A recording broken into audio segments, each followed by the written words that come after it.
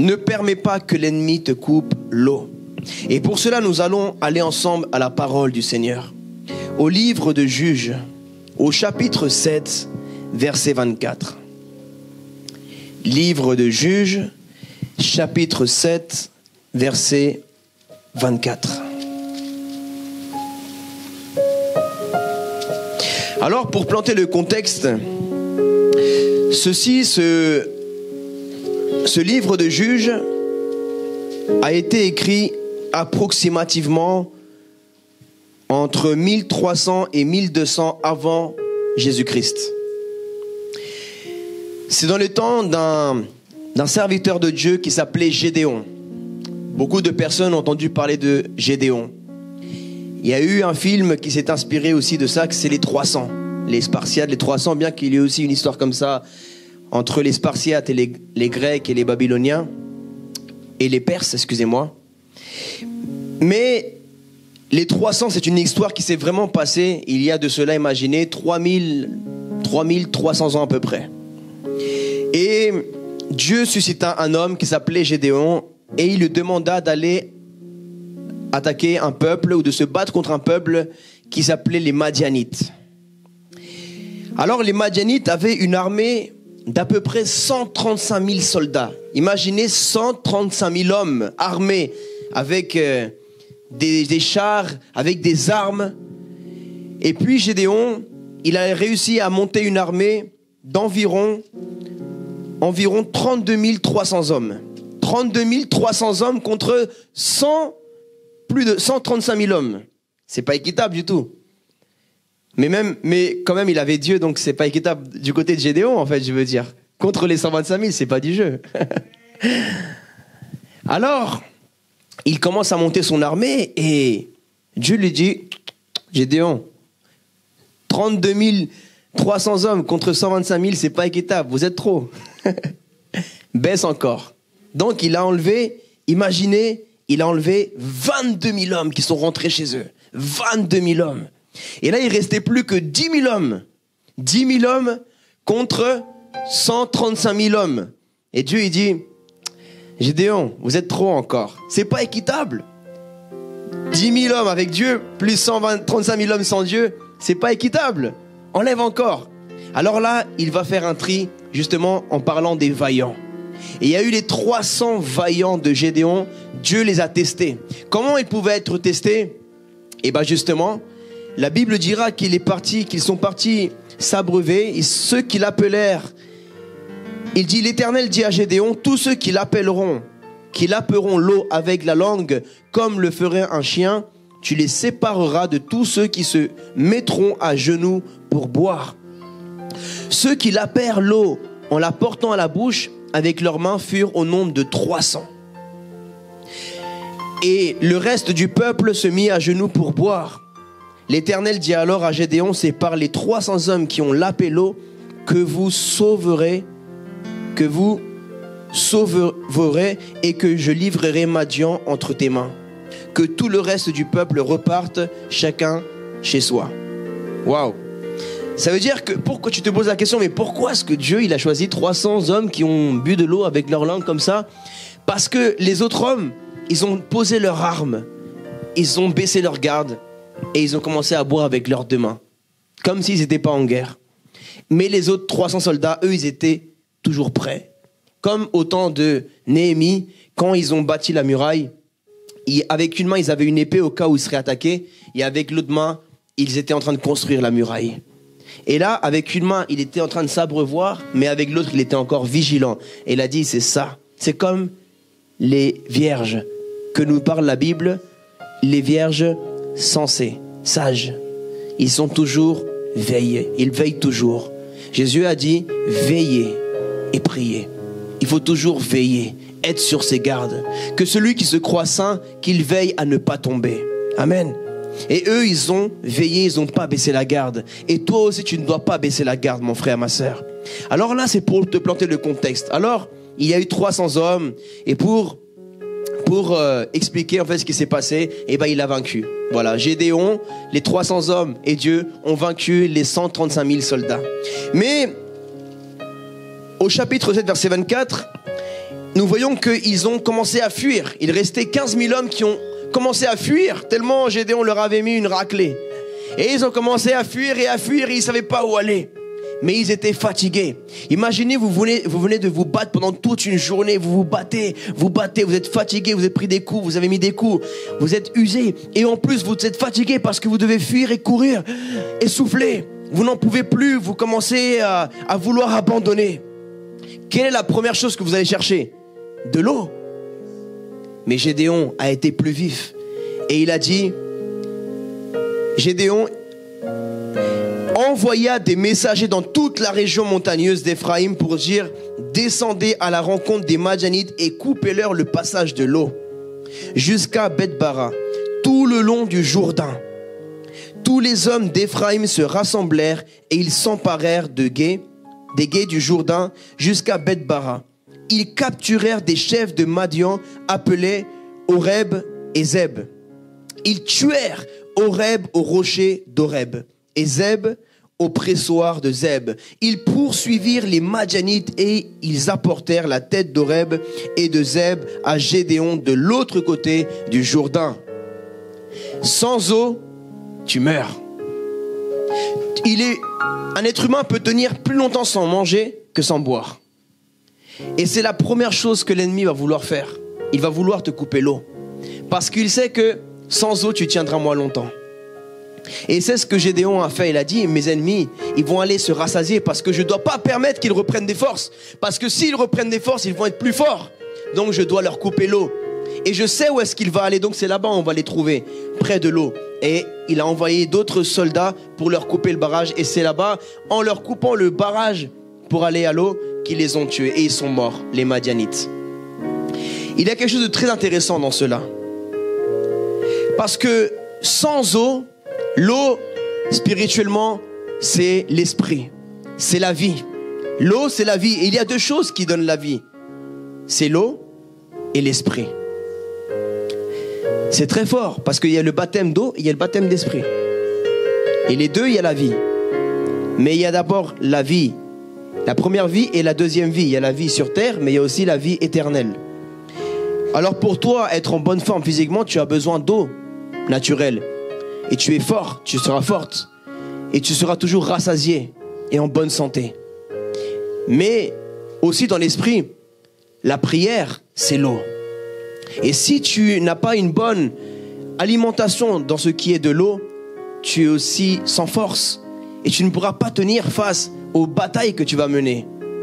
Là, si les Madianites auraient réussi à tous boire de l'eau, ils auraient fait demi-tour et ils seront combattus, affrontés n'importe quelle situation. Parce qu'ils auraient bu, ils se seraient régénérés, renouvelés. Et toi aussi, tu as besoin de te renouveler dans la prière. Parce que c'est la prière.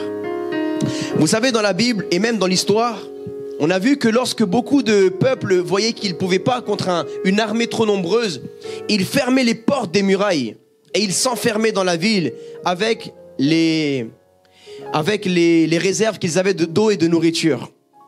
Alors il y avait deux solutions pour le peuple qui était en train d'attendre. Des fois, ils pouvaient attendre 1 mois, 2 mois, qu'ils aient plus à manger et qu'ils aient plus à boire. Mais qu'est-ce qu'ils faisaient pour l'instant ? Et ils allaient aller dans tous les champs d'alentour, ils allaient brûler toutes les cultivations. Comme ça, ils n'allaient plus avoir de manger. Et comme ça, ils ne pouvaient plus boire, ils allaient couper ou même empoisonner l'eau qui arrivait dans la ville fortifiée. Comme ça, dès qu'ils allaient boire de l'eau, c'était de l'eau contaminée. Et ils allaient s'empoisonner. Ou bien ils leur coupaient tout simplement l'eau. Et c'est qu'ainsi qu'ils mouraient de faim et de soif. Et ils ne mouraient pas sous l'épée, mais ils mouraient de faim et de soif. Lorsque le diable n'arrive pas à t'avoir dans la tentation, il va essayer de t'avoir d'une autre façon. Il n'arrive pas à te tuer par ses forces. Donc il va user encore plus de ruses. Et il va t'occuper à que tu fasses tellement de choses et que tu ne prennes pas de temps pour prier et pour lire la Bible. Il va t'enlever l'eau et le pain. Le pain, c'est la parole. C'est là où Jésus a dit à Satan, l'homme ne vivra pas seulement de pain, mais de toute parole qui sort de la bouche de Dieu. Tu dois t'alimenter d'eau et du pain. Ne laisse pas que ton ennemi, le diable, te coupe l'eau et te coupe la nourriture. Parce que tu vas mourir tout seul. Tu vas mourir tout seul. Donc si tu passes par des moments, en ce moment dans ta vie, difficiles, Tu sais que tu as besoin de l'aide de Dieu de force. Va t'abreuver, va boire dans la prière. Éteins ton téléphone, ferme la porte de ta chambre et cherche la face de Dieu, l'eau de vie. Comme cette femme samaritaine, Jésus lui a dit, si tu savais de l'eau que je t'offre, tu n'auras plus jamais soif. C'est l'eau de Jésus. Tu as besoin de Jésus aujourd'hui parce que l'eau, c'est la vie et Jésus, c'est la vie et la vie éternelle. Tu as besoin de Jésus. Toi qui passes par des moments où tu n'en peux plus, tu dis, je suis à 2 doigts d'abandonner. Je n'ai plus de force. Je ne sais pas comment je vais faire pour affronter la semaine prochaine. Je ne sais pas comment je vais faire pour affronter tout ce que je vis dans mes finances, tout ce que je vis dans mon couple, tout ce que je vis dans mes études, dans mon travail. Je ne sais pas comment je vais affronter toutes les attaques que j'ai dans mon ministère. Eh bien, moi, je sais. Va te rassasier et tu reprendras des forces, tu reprendras la vision, tu reprendras la parole, tu reprendras l'ouïe, tu reprendras la vue, mais tu as besoin de te rassasier dans la présence de Dieu. C'est ça le secret. Jésus se rassasiait tous les matins avant de commencer la journée. Il se rassasiait. Avant que ses disciples ne se lèvent, il se levait avant eux et il allait chercher l'eau auprès du Père, de Papa. Parce que celui qui te donne l'eau, c'est ton papa. C'est lui qui te donne l'eau. Un bébé, un nourrisson, c'est qui donne à boire et à manger? C'est son père, ses parents. Et toi et moi, on est des enfants de Dieu. La meilleure eau de qualité, c'est l'eau du papa. C'est l'eau pure. Et c'est cette eau-là que nous avons besoin. Le diable, aujourd'hui, veut te couper ta vie de prière, mon frère, ma soeur. Dis à ton voisin, à ta voisine, le diable veut te couper ta vie de prière. Ne lui permets pas. Donc, si tu sais que le diable veut attaquer ça dans ta vie pour t'affaiblir, afin que tu t'affaiblisses et après tu meurs spirituellement, tu arrêtes d'aller à l'église, tu vas agir dans la chair, tu vas démarrer au quart de tour. Pourquoi? Parce que tu n'auras pas assez d'eau, tu vas laisser que la chair l'emporte. Et tu vas commencer à faire n'importe quoi. Tu vas parler mal, tu vas commencer à mentir, à peut-être être trop laxiste avec certains péchés. La cigarette, l'alcool, la drogue, les boîtes de nuit. Pourquoi? Parce que tu ne seras pas rassasié de l'eau. Donc tu vas essayer de te rassasier avec du péché. Tu vas boire de l'alcool en voulant te rassasier, mais ce n'est pas cela que ton âme te demande, c'est la prière. On veut se rassasier avec les choses de ce monde. Mon frère, les hommes, ma soeur, les hommes ne vont jamais te rassasier. Mon frère, les femmes ne vont jamais te rassasier. Tu ne seras jamais rassasié. Tu en voudras toujours plus. Ma soeur, tu en voudras toujours plus. L'argent ne va jamais te rassasier. Les boîtes de nuit ne vont jamais te rassasier. Tu peux aller où tu veux. Las Vegas, tous les boîtes du monde, tu ne vas jamais te rassasier. Tu peux faire tous les péchés que tu veux, tu ne seras jamais rassasié. Tu ne seras jamais rassasié. Tu peux tout faire. Tout. Tu peux tout faire dans ce monde. Acheter, même devenir millionnaire, il te manquera encore quelque chose. Et c'est Jésus. Tu as besoin de Jésus aujourd'hui. Le seul qui peut te rassasier, c'est ton Créateur. C'est la vie. En vérité, aujourd'hui, tu n'as pas besoin d'une religion. Parce que ce que Jésus est venu donner à l'être humain, c'est ce qui lui a été enlevé dans le jardin d'Éden. Et Adam et Ève n'ont pas perdu la religion chrétienne, musulmane, juive. L'homme n'a pas perdu une religion. L'homme a perdu la vie. Ça veut dire que dans le christianisme, dans le judaïsme ou dans l'islam, la religion, elle est morte. Là où il n'y a pas l'esprit, il n'y a pas la vie. Qu'est-ce qui différencie Jésus de toutes les autres philosophies ou croyances? C'est le seul où il parle du Saint-Esprit. L'esprit de vie qui donne la vie à ton esprit qui est mort dans le péché. C'est ça la vérité. Donc, aujourd'hui, toi qui viens pour la première fois ou toi qui viens souvent à l'église, tu n'as pas besoin d'une religion, de rituel. Tu as besoin de la vie. Et la vie se trouve uniquement en Dieu. Et Dieu, la plénitude de Dieu, était en Christ, réconciliant le monde avec lui-même. Et c'est par l'esprit de paternité, par l'esprit d'adoption, qui est l'esprit de vie, qui vient donner la vie à ton esprit et à ton âme et te donner la vie éternelle. Adam a perdu la vie. Adam a perdu sa paternité, comme nous l'a expliqué le pasteur Carlos jeudi. Et Jésus est venu redonner tout ce que tu avais perdu en Adam. Il est venu te le redonner en Jésus-Christ. En fait, Jésus vient te restituer. Peu importe ton pays d'origine, tu peux être africain, arabe, latino, chinois, indien. C'est Jésus la vie éternelle. Je ne te dirai pas aujourd'hui deviens chrétien, deviens musulman, deviens juif. Non, parce que ça ne te sauvera pas de devenir chrétien, de devenir musulman, de devenir juif. Par contre, je veux te dire, cherche Jésus dans l'intimité. Cherche la parole de Dieu. Deviens un enfant de Dieu. Reçois l'Esprit de Dieu. Et sois guidé par l'Esprit de Dieu. Les religions ont échoué, frères et sœurs. Les religions ont échoué aujourd'hui. Voilà pourquoi trop de personnes ne viennent pas dans les églises. Pourquoi ils ont l'image de la religion. Mais nous, on ne donne pas une religion. On donne Jésus. Souvent, je parle de Jésus dans le métro et il me dit, oui, mais c'est interdit de parler de la religion. Mais je dis, monsieur, c'est vous qui parlez de religion. Moi, je parle de quelqu'un, je parle de Jésus. C'est vous qui parlez de religion. C'est vous qui dites le mot religion. Moi, je n'utilise même pas le mot religion quand je prêche l'évangile. C'est les gens qui me parlent de religion. La religion, c'est quelque chose. Dieu, c'est quelqu'un. Toi, tu as besoin de quelqu'un. Et ce quelqu'un, c'est ton créateur, c'est ton Père. C'est la vie. Amen. Retrouve la vie. Retrouve la vie en Jésus. Retrouve ta vie de prière. Voilà pourquoi on dit une vie de prière. Parce que c'est la prière qui donne la vie aussi. Retrouve ta vie de prière. Retrouve ta vie de lecture de la Bible. Reviens à ton premier amour. Tu seras même différent avec tes parents, avec tes enfants, avec ta femme, ton mari. Parfois, c'est parce que tu as un manque de prière que tu changes aussi dans ton comportement, dans ta façon de parler, dans ta façon de voir les choses. Va te rassasier et tu vas voir que ça va te faire du bien et tu vas dire non, j'ai été trop dur avec elle. J'ai été trop dur avec lui. J'ai mal parlé, j'ai mal agi, je l'ai pris dans la chair parce que je n'étais pas dans l'esprit, dans la vie. Il y a un fleuve qui revient souvent dans la Bible et c'est le Jourdain. Et là, le verset 25, il dit de l'autre côté du Jourdain. Et il dit tout le long du Jourdain. Le Jourdain, c'est un fleuve qui est en Israël. Et c'est là où Jésus s'est baptisé. C'est là où le prophète Jean-Baptiste baptisait les personnes. Pourquoi? Pour la repentance, le pardon des péchés et pour qu'ils puissent avoir la vie.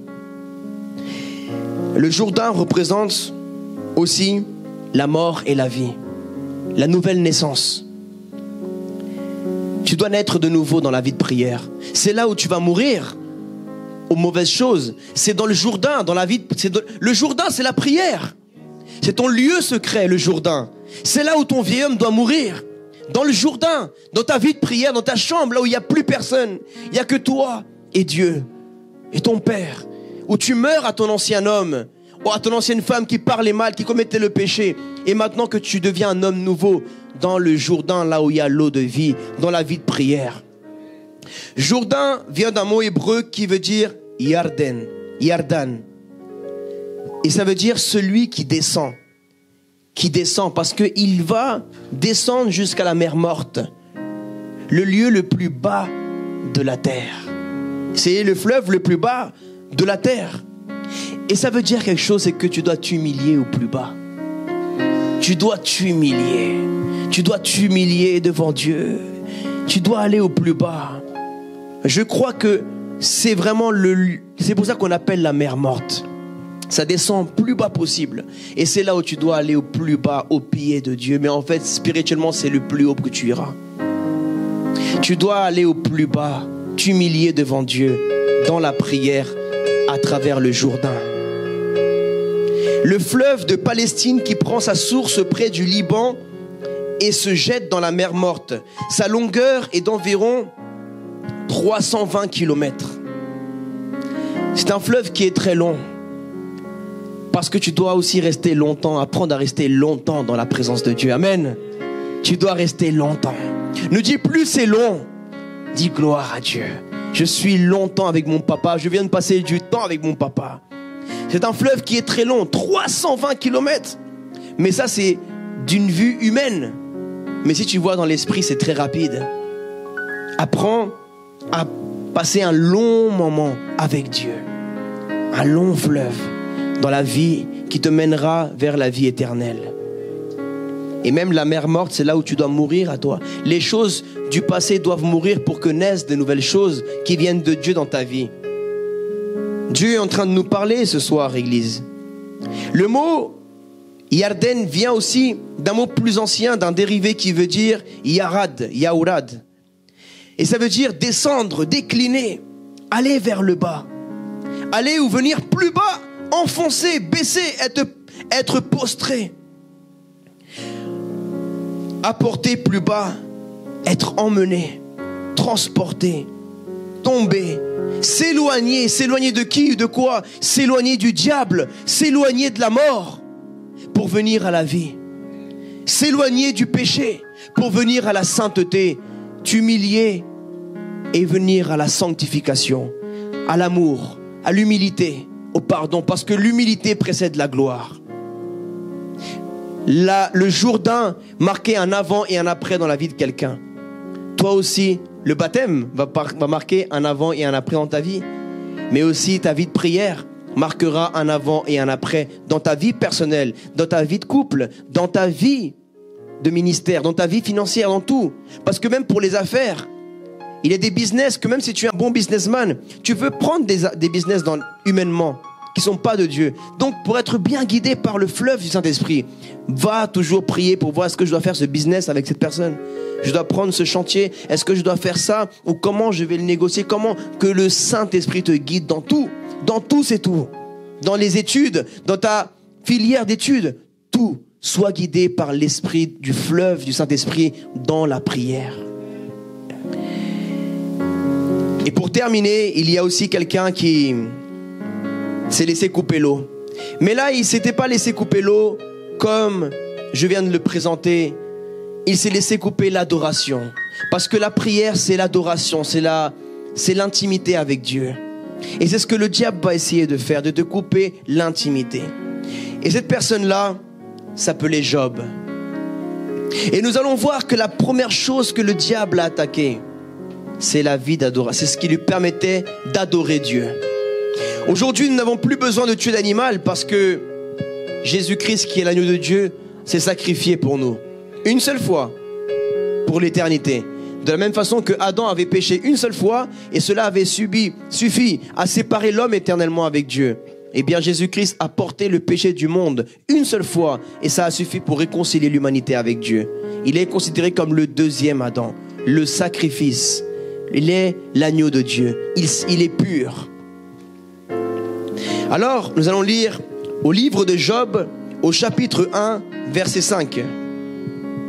Je vais lire rapidement parce que ce passage-là va être très révélateur et ça va vous parler beaucoup pour votre vie personnelle. Parce qu'autrefois, les serviteurs de Dieu ne priaient pas à Dieu comme nous, ne pouvaient pas rentrer dans le lieu très saint comme nous avons la facilité de le faire. Leurs péchés n'étaient pas pardonnés comme nous aujourd'hui. Il y avait plus de dureté envers les personnes avant, parce que le temps de la grâce n'était pas encore arrivé. Ils devaient offrir un taureau, un bélier, un agneau, pour demander pardon à Dieu pour leurs péchés. Alors imaginez quelqu'un qui n'avait pas d'animaux. Comment il faisait pour offrir un holocauste? Eh bien, il ne pouvait pas. Il ne pouvait pas adorer Dieu. Parce que Dieu ne prenait que le sang d'un animal. Et au verset 5, il dit: quand les jours de festin étaient passés, Job faisait venir ses fils pour les purifier. Il les ramenait pour les purifier. Mais il fallait qu'ils aillent dans un lieu. Comme toi aussi, tu dois aller dans le lieu secret avec ton Dieu et chercher la face du Père. Lire la Bible pour te laisser purifier tes pensées, ton cœur, à travers le sens de Jésus qui est spirituel, mais aussi à travers la parole et la prière. Il se levait de bon matin. Encore une fois, il est bon de se lever le matin. Il est bon de se lever de bon matin pour offrir un holocauste d'adoration à Dieu, des sacrifices de louange. En effet, il se disait: peut-être mes fils ont-ils péché, peut-être ont-ils offensé Dieu dans leur cœur. Voilà ce que faisait toujours Job. Quand? Toujours. Toujours, ça veut dire tous les jours. Job, un jour, les fils de Dieu vinrent se présenter devant l'Éternel, c'est les anges. Et Satan vint aussi au milieu d'eux. L'Éternel dit à Satan: d'où viens-tu? Satan répondit à l'Éternel: de parcourir la terre et de m'y promener. L'Éternel dit à Satan: as-tu remarqué mon serviteur Job? Il n'y a personne comme lui sur la terre. Waouh! Dieu lui-même avait remarqué que Job était unique sur la terre. par sa façon d'adorer. C'est ton adoration qui fera de toi différent dans le monde spirituel. Le diable va le remarquer, Dieu va le remarquer. Et le diable avait déjà remarqué. Job, il a dit oui, en effet. Dieu l'avait remarqué. Dieu te voit dans le secret. Cherche Dieu. Même si tu n'es personne pour le monde, c'est pas grave. Sois quelqu'un dans l'intimité avec Dieu. Et il disait, c'est un homme intègre et droit. Il craint Dieu et se détourne du mal. Nous aussi, nous devons craindre Dieu et nous détourner du mal. Satan répondit à l'Éternel, est-ce de façon désintéressée que Job craint Dieu? Ne l'as-tu pas entouré de ta protection? Lui, sa famille et tout ce qui lui appartient. Tu as béni le travail de ses mains et ses troupeaux couvrent le pays. Waouh, il était millionnaire peut-être. Mais porte donc la main contre lui. Touche à tout ce qui lui appartient et je suis sûr qu'il te maudira en face. L'Éternel dit à Satan, voici tout ce que lui appartient, je te le livre. Seulement, ne porte pas la main sur lui. Satan se retira alors de la présence de l'Éternel. Point. Et on va continuer. Pour ceux qui passent par des moments difficiles dans leur vie, tu te dis, mais pourquoi moi? Pourquoi est-ce que ça m'arrive ça? Avec mes enfants, avec ma femme, avec mon mari, avec ma santé, dans mes finances. Mais pourquoi moi? Pourquoi ça m'arrive à moi? Je sers Dieu, je fais tout pour Dieu. Mais pourquoi je vis ça? Eh bien, sache que Dieu nous montre une révélation. Le diable monte et il te demande toi, spécifiquement toi. Et il dit, voici, est-ce que tu as vu un tel et un tel? Il fait ça, il fait ci, regarde comment est sa vie. Permets-moi de l'attaquer. Et Dieu, parfois, va permettre certaines choses, parfois d'autres. Mais tout ce que Dieu permet au diable de faire dans ta vie, c'est parce que Dieu va se glorifier aussi à la fin. Alors toi, dans ta confiance en Dieu, fais-lui confiance et sois dans la paix. Parce que Dieu, il a tout sous contrôle. Il n'y a rien qui n'échappe à Dieu. Que ce soit la maladie que tu as, les problèmes financiers, que ce soit les problèmes avec ta femme, ton mari, tes enfants, des études, tout ce que tu vis. Toi, tu donnes tout ce que tu peux, mais après, tu laisses Dieu être Dieu. Des fois, il y a des choses qu'on ne comprend pas, des guérisons. Pourquoi est-ce qu'on ne guérit pas de certaines maladies parfois, alors qu'on a la foi, alors qu'on a demandé aux gens les plus loin de venir prier pour nous, on ne comprend pas. Tu n'as rien à comprendre. Tu as juste à adorer Dieu. Tu as juste à le louer en tout temps. Et Dieu fera le reste. Toi, occupe-toi d'être un adorateur, parce que Dieu cherche des adorateurs. Mais les adorateurs doivent chercher Dieu. Alors toi, laisse Dieu être Dieu. Et toi, reste à ta place, sois simplement une adoratrice et un adorateur. Et tu verras que Dieu fera le reste après. Satan se retira alors de la présence de l'Éternel. Et regardez, alors vous, humainement, dites-moi, qu'est-ce que vous aurez attaqué en premier? Dites-moi, qui aurez-vous attaqué en premier auprès de Job? Ses fils. Si vous serez, bon, je sais que vous ne pensez pas comme le diable, mais si vous serez l'ennemi de quelqu'un, vous aurez attaqué d'abord sa femme, ses enfants. C'est vrai, ce qui lui coûte le plus cher. Et vous croyez que vous êtes plus malin que le diable? Pourquoi le diable, en étant si malin, il n'a pas d'abord attaqué sa femme ou ses enfants? Pourquoi il l'a attaqué en dernier? Pourquoi est-ce que le diable va d'abord attaquer les animaux? Mais il peut se dire, bon, Job, les animaux c'est après. Pourquoi il va d'abord attaquer les bœufs, les brebis, les moutons? Le diable savait que s'il attaque ses enfants, il va aller se réfugier dans l'adoration, il va offrir un holocauste éternel et il va lui dire, je t'adore mon Dieu. Et là, le diable n'aura pas réussi à lui couper l'eau de l'intimité avec Dieu.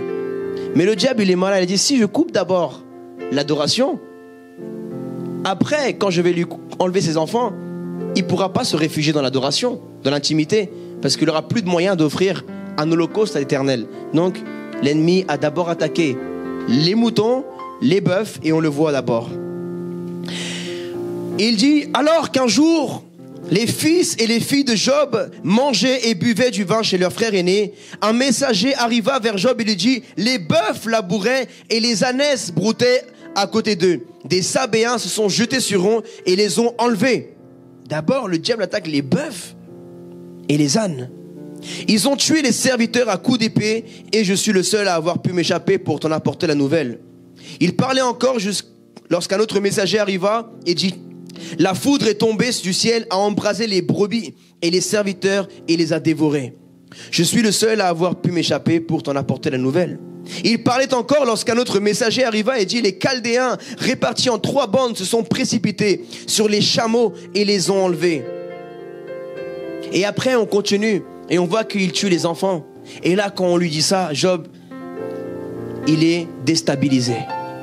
Parce que la première réaction qu'il aurait pu faire lorsqu'on lui annonce des enfants, c'est d'aller se prosterner devant Dieu, il offrir un holocauste, et dire: Seigneur, je t'offre tous les animaux que je peux, mais s'il te plaît, viens me guérir, viens me restaurer, fais quelque chose. Mais là, il ne pouvait même pas faire ça, il était déstabilisé. Le diable va te déstabiliser si tu délaisses ta vie de prière. Tu seras déboussolé, mon frère. Tu seras déboussolé, ma sœur. Et il va réussir sa mission, te déboussoler, t'affaiblir pour mieux te tuer. Ne te laisse pas déstabiliser. Sois encore plus vif que le diable. N'attends pas demain. N'attends pas le jour J que tu dois faire cette chose-là, ce rendez-vous ou cette grande décision, ou que tu dois prêcher pour chercher la... Fais-le, anticipe le coup. Va encore plus loin, parce que tu es plus vif que l'ennemi. Tu as une longueur d'avance, tu as Jésus-Christ. Amen. Peut-être que le diable, il est vif, mais nous, on a Dieu. Et Dieu, il est encore plus vif que le diable. Amen. Alors sois vif, va vite ce soir au Jourdain. Va te rassasier. Peut-être que ce soir, l'ennemi, elle est attaquée, mais Dieu t'a parlé avant. Il aura essayé de te couper l'eau, mais toi, tu auras été plus vif que lui. Peut-être que ce soir, tu vivras une attaque. Peut-être que demain matin, demain dans la journée ou cette semaine, mais tu seras prêt à l'affronter. Tu seras fort. Tu seras avec Dieu et tu seras rassasié, prêt à combattre tout. Alléluia. Acclame le Seigneur. Levons-nous, Église. Parce que c'est l'adoration qui a relevé Job. Vous savez ce qui a relevé Job? C'est la prière. Il a été couché, abattu pendant tous les chapitres. Mais au chapitre 42, la Bible dit que l'Éternel l'a relevé. À quel moment? Chapitre 42, verset 7. Après avoir adressé ces paroles à Job, l'Éternel dit à Eliphaz de Théman: je suis en colère contre toi et contre tes 2 amis, parce que vous n'avez pas parlé de moi correctement comme l'a fait mon serviteur Job. Prenez maintenant 7 taureaux. 7 quoi? Qu'est-ce qui a rétabli Job? D'offrir un holocauste. Ça lui a rétabli sa condition. Et 7 béliers. Allez trouver. Allez quoi? Allez trouver. Pour trouver, il faut chercher. Donc toi, va chercher ce soir. Va chercher. Celui qui cherche trouve. Va chercher la parole de Dieu. Va chercher la prière. Arrête de chercher Instagram ce soir. Va pas chercher les pages des gens. Va pas chercher à liker des gens. Va liker Jésus. Mets des j'aime, des j'adore. Va liker pendant des heures. Pendant que tu restes là à aller chercher les commérages du moment, aller chercher ce que tu n'as pas perdu. Pourquoi tu cherches quelque chose que tu n'as pas perdu? Va chercher ce que tu as perdu. Tu as perdu la face de Dieu. Tu as perdu ta vie de prière. Tu as perdu ta vie de lecture de la Bible. Va retrouver ça. Jésus a dit: je me laisserai trouver de celui qui me cherche. Alors si tu cherches Dieu, celui qui cherche trouve. Donc cherche la présence de Dieu. Si tu cherches la vie éternelle, tu trouveras quoi? La vie éternelle. Mais si tu cherches le péché, ce soir, samedi soir, je ne sais pas ce que tu avais prévu, mais maintenant j'espère que Dieu a réussi à changer tes plans ce soir. C'est pour ça que c'est bien de faire les cultes le samedi soir. Parce que ça gâte toute ta soirée, tous les plans que tu avais fait dans la chair. Tu rentres dans la chair avec des pensées dans la chair, tu ressors dans l'esprit. Et tu pourras me remercier parce que ça t'aura économisé de l'argent. Une place en soirée, une bouteille, demain tu pourras même l'investir dans les orphelins, même 200 € économisés. Et demain tu n'auras pas mal à la tête en te réveillant. Amen. Alléluia. Alors, pour terminer encore une fois, mon serviteur Job priera pour vous. Et c'est parce que j'ai de la considération pour lui que je ne vous traiterai pas conformément à votre folie. En effet, vous n'avez pas parlé de moi correctement comme l'a fait mon serviteur Job. C'est la prière. Prie. Même si c'est dur, prie. Vous croyez que c'est pas du boulot de tuer un animal? C'est plus compliqué de prendre une bête, de la tracher, de la prendre, de l'attacher, de la sacrifier. C'est plus dur de faire ça. Et c'était pas 1, c'était 7. Parfois c'était beaucoup d'animaux. Mais nous on est facile. On a juste à fermer la porte de la chambre, plier les genoux et dire alléluia, Abba. Ça c'est facile. Eux eux, c'était dur, ils transpiraient. Des fois, les moutons, ils partaient. Il fallait les courser, les attraper. Quand tu attrapais un, l'autre. Et tu ne pouvais pas offrir l'holocauste tant que tu n'avais pas attrapé et sacrifié l'animal dans la condition précise. Ça, c'était dur, c'était fatigant. Mais est-ce que c'est fatigant de se reposer dans le Jourdain, de se rassasier dans la présence de Dieu? C'est pas fatigant. Et j'espère que cette prédication t'a édifié. La Bible dit dans la lettre aux Romains, au chapitre 10, verset 9, que si tu reconnais publiquement que Jésus est le Seigneur et que Dieu l'a ressuscité d'entre les morts, alors tu seras sauvé. Je t'invite à faire cette prière avec moi afin de recevoir la vie éternelle. Là où tu es, tu peux fermer tes yeux et dire « Seigneur Jésus-Christ, je t'ouvre mon cœur. Je reconnais mon péché devant toi. Je te remercie d'avoir porté, Seigneur, toutes mes fautes à la croix et de m'avoir offert la vie éternelle. Je crois que tu es le Fils de Dieu, que tu es mon Seigneur et mon Sauveur. Je reçois ton Saint-Esprit aujourd'hui. Je pardonne toutes les personnes qui m'ont fait du mal dans ma vie, Seigneur. Et j'accepte ton amour au nom de Jésus. Amen. Je peux également venir le lundi et jeudi à 19h30 à notre église Jésus mon refuge, ou bien les cultes au samedi à 18h. À Paris, 76 rue Pierre Soulier, 75 020 métro Porte des Lilas. Que Dieu te bénisse.